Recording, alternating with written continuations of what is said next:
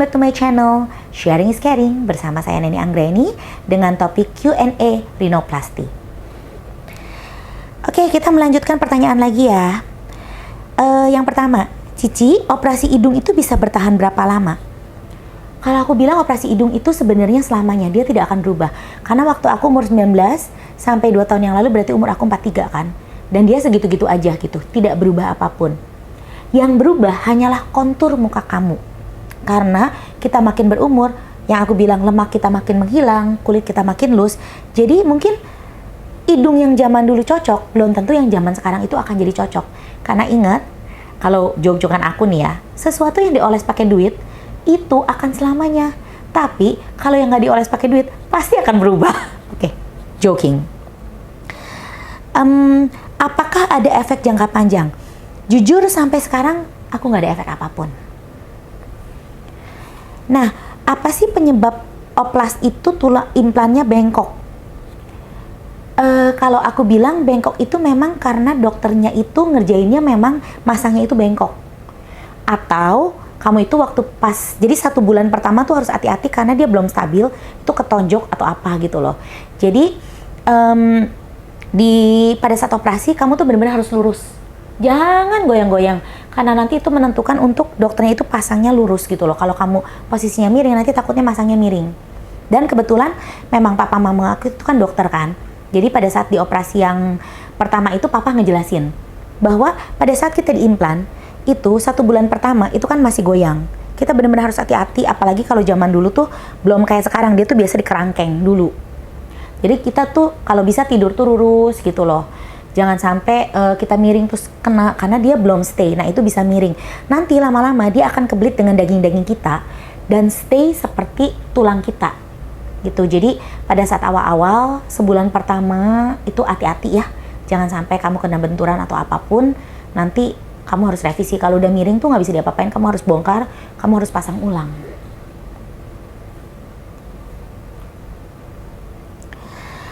Kalau pernah jebol, apakah harus rips atau implan atau bakal infeksi lagi nggak?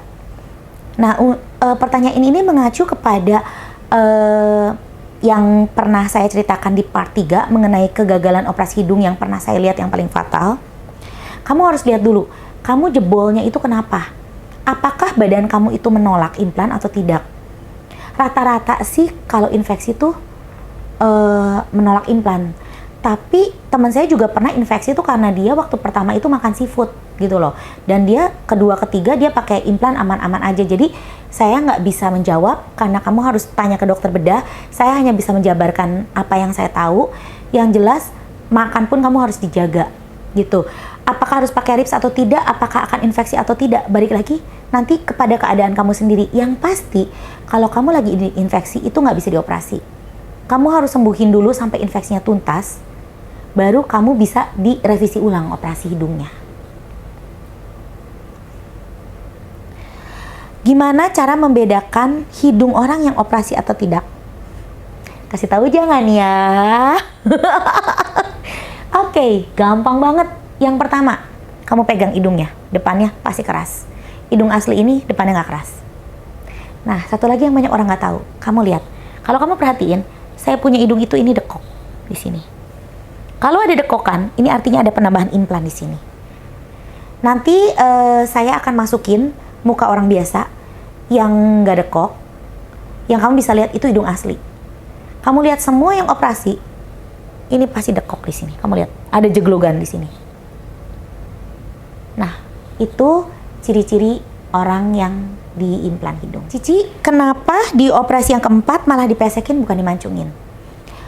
Aku itu orangnya suka mengamati bentuk-bentuk muka orang dari berbagai macam negara. Nah, ada satu fenomena yang aku lihat. Kenapa orang-orang Asia itu lebih cantik pada saat dia mature, tapi orang-orang bule itu lebih cantik pada saat mereka teenage gitu. Situ aku berkata, Tuhan itu adil ya. Kalau kamu lihat orang bule, mereka itu punya kontur muka yang sangat jelas. Shape-nya tuh bagus sekali. Pada saat teenage, mereka itu cantik. Kenapa? Karena masih belum loose, lemak-lemaknya masih ada, sehingga secara muka itu proporsional. Sedangkan orang Asia, kita dilahirkan dengan kontur-kontur muka yang tidak sejelas orang-orang bule. Pada saat kita tua, muka kita itu akan hilang lemak-lemak di muka. Nah, mulai nonjol nih pipi dan sebagainya sehingga muka kita kelihatan lebih cantik. Karena intinya pada saat kamu mau kelihatan terlihat cantik atau menarik, kamu itu harus punya kontur muka. Ya kalau cheek kelihatan cheek, kalau mata kelihatan mata, hidung ya hidung, bibir ya bibir. Itu yang membuat lekukan-lekukan ini membuat kamu terlihat menjadi cantik gitu loh. Nah, sedangkan aku ini udah makin tua, aku udah umur 45 tahun sekarang. Kalau aku ditinggiin, kamu bayangin, aku nih cheekbone-nya tinggi.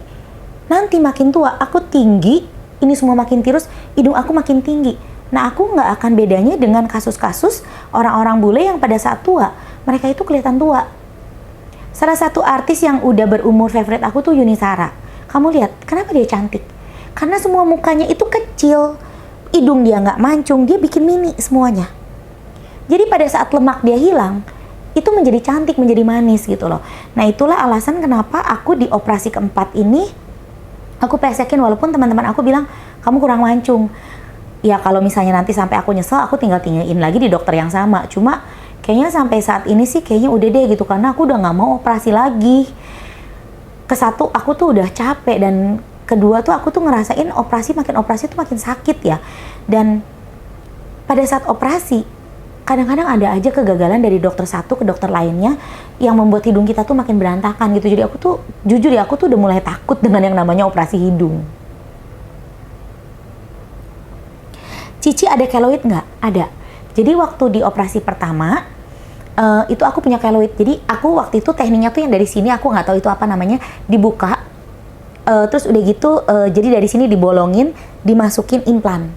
Nah, pas di operasi di operasi ketiga sama dokternya, Nen kamu ada keloid, aku gunting ya. Jadi aku tuh baru tahu, ternyata keloid itu kayak tulang muda, keras.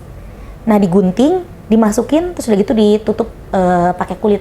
Jadi kemungkinan keloid itu selalu ada. Nah, cuma kalau misalnya aku yang terakhir yang teknik open, jujur aku nggak punya keloid, dan kalau ditanya apa bedanya aku nggak tahu. Yang jelas pertama aku nggak teknik open dan aku ada keloid. Kedua, ketiga, keempat aku pakai teknik open dan aku nggak punya keloid. Cuma jeleknya jahitannya di sini.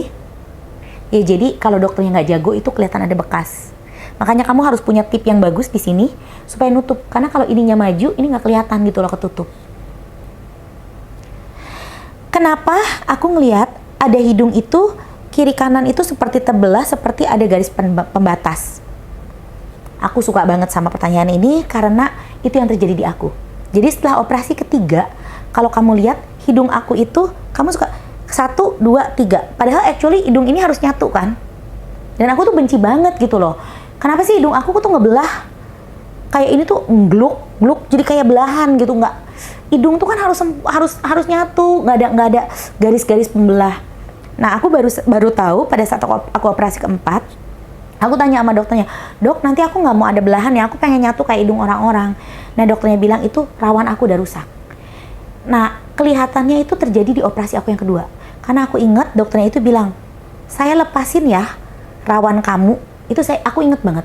Aku nggak ngerti buat apa tujuannya, aku nggak ngerti.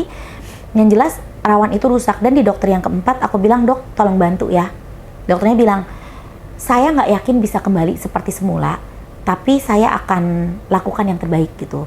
Dan aku sih cukup puas sih dengan sekarang hasilnya. Aku udah nggak terlalu berbekas banget, walaupun masih akan ada sedikit. Nanti dilihat ya. Jadi kembali lagi, kalau kamu terus-terusan revisi, ya tetap ya resiko-resiko itu selalu akan ada. So I hope Q&A answer di part ini bisa membantu kalian.